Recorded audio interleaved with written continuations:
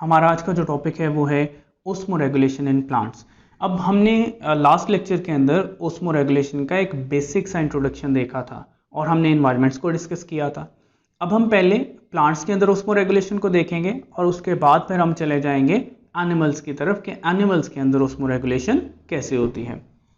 तो सबसे पहले प्लांट्स जो होते हैं उनके अंदर जो ओस्मो रेगुलेशन पाई जाती है वो उनके एनवायरनमेंट के एतबार से है और 3 तरह के प्लांट्स हम यहाँ पे डिस्कस करेंगे। सबसे पहले हमारे पास आ जाते हैं हाइड्रोफाइट्स। हाइड्रोफाइट्स नाम से ही जाहिर है, हाइड्रो का क्या मतलब होता है, वाटर। तो ये ऐसे प्लांट्स हैं जो कहाँ पे रहते हैं, वाटर में रहते हैं। यहाँ पे हमारे पास वाटर लिली की एग्जाम्पल मौजूद है। इनके लीव्स को आप देख सकते हैं कि इनका जो लीफ साइज है वो नॉर्मल लीव्स के मुकाबले में काफ़ी ज़्यादा बड़ा है, यानी कि इनका जो सरफेस एरिया है वो इंक्रीज किया गया है। इनकी क्या क्या क्वालिटीज़ होती हैं उसमें रेगुलेशन के एतबार से उनको हम स्टडी करते हैं। ये ऐसे प्लांट्स होते हैं जिनको वाटर जो है वो मैक्सिमम क्वांटिटी में अवेलेबल होता है, यानी कि ये हमेशा वाटर की फ्लडिंग में रहते हैं। इनको किसी किस्म का पानी की कमी का सामना कभी भी नहीं करना पड़ता, क्योंकि नॉर्मली इनका हैबिटेट क्या है, वाटर ही होता है। अगर हम लीफ के सरफेस एरिया को देखें तो वो क्या होता है, वो काफ़ी ज़्यादा लार्ज सरफेस एरिया होता है। और क्यों लार्ज होता है, ताकि हम क्या कर सकें, ट्रांसपिरेशन को इंक्रीज करवा सकें कि जो हमने वाटर है उसका रिमूवल जो होता है उसको ट्रांसपिरेशन कहा जाता है, उसको इंक्रीज किया जा सके। एक्सटेंसिव स्टोमेटा इनके पास मौजूद होते हैं अपर सरफेस पे। यहाँ पे ये चीज़ जो है वो समझने वाली है कि अगर हम इनके स्ट्रक्चर को देखें, इनके हैबिटेट को देखें, तो ये वाटर के ऊपर रहते हैं। अब अगर हम इनकी लोअर सरफेस देखें लीव्स की, तो वो किसके साथ अटैच है, इनकी जो लोअर सरफेस है वो वाटर के साथ अटैच है। तो नीचे वाली साइड से तो इनकी ट्रांसपिरेशन नहीं हो सकती है। तो ट्रांसपिरेशन कहाँ से होनी है, ट्रांसपिरेशन हमेशा इनकी अपर सरफेस से होनी है।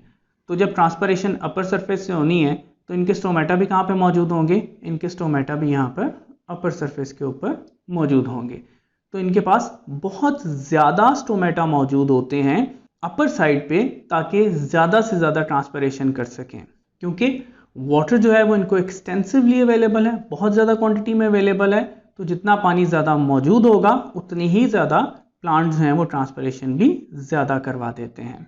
तो इनकी एग्जाम्पल्स जो हैं उनमें हमारे पास वाटर लिली मौजूद है और ये जो इमेज है ये वाटर लिली का ही है।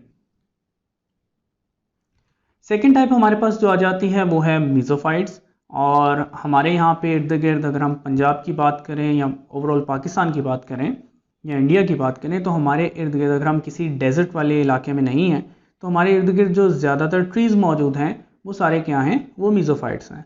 मीजोफाइट्स जो होते हैं ये ऐसे प्लांट्स होते हैं जिनको मॉडरेट वाटर अवेलेबिलिटी होती है।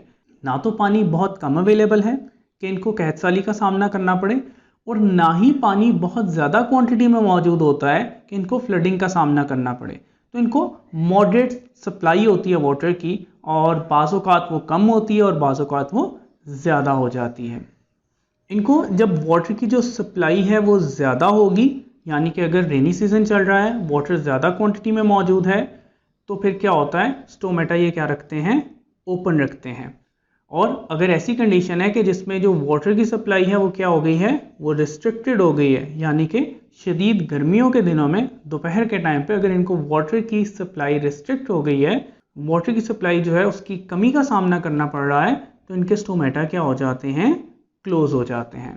तो इनके जो स्टोमेटा हैं उनका ओपन होना या क्लोज होना, उनका खुलना या बंद होना, इस चीज़ के ऊपर डिपेंड करता है कि एनवायरनमेंट के अंदर वाटर की सप्लाई कैसी है। क्या वाटर सफिशिएंट क्वांटिटी में अवेलेबल है या वाटर जो है उसकी कमी का सामना करना पड़ रहा है।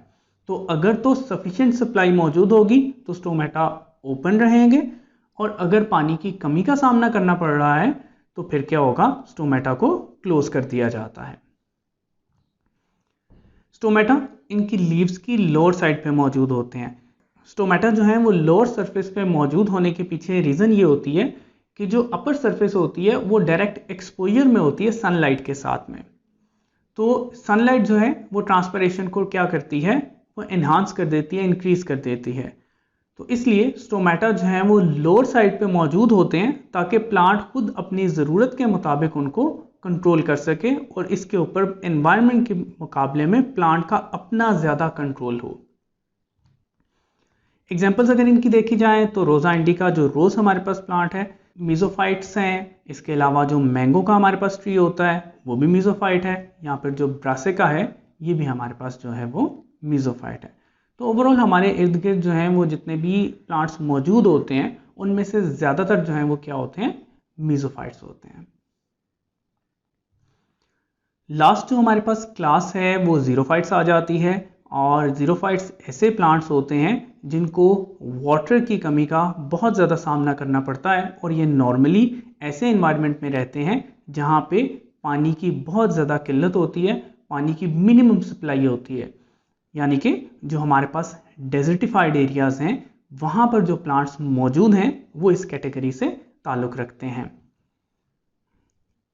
इनके पास स्मॉल और थिक लीव्स होते हैं ताकि क्या किया जा सके, जो सरफेस एरिया है उसको रिड्यूस किया जा सके। तो बेसिकली इनके पास जो लीव्स हैं वो क्या हैं, वो थिक भी होते हैं और साइज में स्मॉल भी होते हैं। सरफेस एरिया रिड्यूस क्यों किया जाता है? सरफेस एरिया रिड्यूस इसलिए किया जाता है कि जितना एरिया कम होगा उतने स्टोमेटा भी इनके पास कम मौजूद होंगे और उतनी ही ट्रांसपिरेशन जो है वो कम होगी और प्लांट जो है वो वाटर लॉस से बच सकेगा। इनकी क्यूटिकल जो है उसको थिक रखा जाता है, वो वैक्सी होती है और लेदरी होती है। यानी हर लिहाज से इनकी बॉडी को ऐसा डिज़ाइन किया गया है कि जो वाटर का लॉस है उसको मैक्सिमम रोका जा सके और ज़्यादा से ज़्यादा पानी बॉडी के अंदर कंजर्व किया जा सके। स्टोमेटा जो है वो कहाँ पे मौजूद होते हैं? वो लोअर सरफेस में मौजूद होते हैं और डिप्रेशंस में मौजूद होते हैं। यहाँ पे मैं आपको बताता हूँ कि डिप्रेशंस में कैसे मौजूद होते हैं। यहाँ पे अगर आप देखें तो इस प्लांट के अंदर यहाँ पे ये जो मैं एक लाइन बना रहा हूँ ये सारी क्या है, ये प्लांट का डिप्रेशन है। इसी तरह से ये भी डिप्रेशन है, ये भी डिप्रेशन है और यहाँ पे ये वाला जो हमारे पास प्लांट है ये इसमें भी ये सारी जो लाइंस मैं ड्रॉ कर रहा हूँ ये क्या हैं, ये डिप्रेशंस मौजूद हैं। तो डिप्रेशंस के ऊपर सनलाइट डायरेक्टली इतनी जल्दी फॉल नहीं करती या कंपैरेटिवली सनलाइट यहाँ पे कम होती है। तो इसकी वजह से डिप्रेशंस के अंदर स्टोमेटा जब मौजूद होते हैं तो उसका फ़ायदा क्या होता है? उसका फ़ायदा ये होता है कि इनकी जो ट्रांसपिरेशन है वो क्या हो जाती है, वो कम हो जाती है ताकि वाटर लॉस को मिनिमाइज़ किया जा सके। इनकी जो स्टेम्स होती हैं, अगर आप यहाँ पे इन प्लांट्स को देखें तो ऑलमोस्ट सारे प्लांट्स ही क्या हैं, ग्रीन कलर के हैं और ये सारे के सारे प्लांट्स हैं वो फोटोसिंथेसिस कर सकते हैं। यहाँ पे अगर आप इस प्लांट को देखें तो इसके पास आपको किसी किस्म के कोई लीव्स नज़र नहीं आ रहे हैं। तो यहाँ पे ये जो प्लांट होता है ये डिपेंड नहीं कर रहा होता लीव्स के ऊपर, क्योंकि इसकी जो पूरी बॉडी है, जो पूरी स्टेम है, वही फोटोसिंथेटिक होती है और वो फोटोसिंथेसिस करने की काबिलियत रखती है।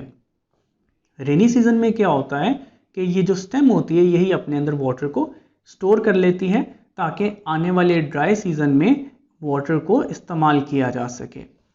कुछ जो हमारे पास कैक्टाई होते हैं ये क्या करते हैं, ये अपने जो लीव्स होते हैं उनको शेड कर लेते हैं, किसमें? ड्राइस्ट सीजन में। जैसा कि हमारे पास ये जो प्लांट मौजूद है, इस प्लांट के पास लीव्स मौजूद होते हैं, इसके पास छोटे छोटे से थिक लीव्स मौजूद होते हैं, लेकिन जब भी ड्राई कंडीशंस आती हैं तो ये क्या करते हैं, ये अपने लीव्स को शेड कर देते हैं, गिरा देते हैं ताकि पूरी तरह से ट्रांसपिरेशन को क्या किया जा सके, रिस्ट्रिक्ट किया जा सके। वो इसलिए क्योंकि इनके एनवायरनमेंट में वाटर की अवेलेबिलिटी नहीं है। तो जितना ज़्यादा पानी को बचाया जा सकता है उतना ज़्यादा ये प्लांट्स पानी को बचाते हैं ताकि अपना जो सर्वाइवल है उसको ये मुमकिन बना सकें। और जैसा कि मैंने बताया है कि इनकी स्टेम्स जो हैं वो क्या होती हैं, वो फोटोसिंथेटिक होती हैं और पूरी की पूरी स्टेम जो है वो फोटोसिंथेसिस करने की काबिलियत रखती है।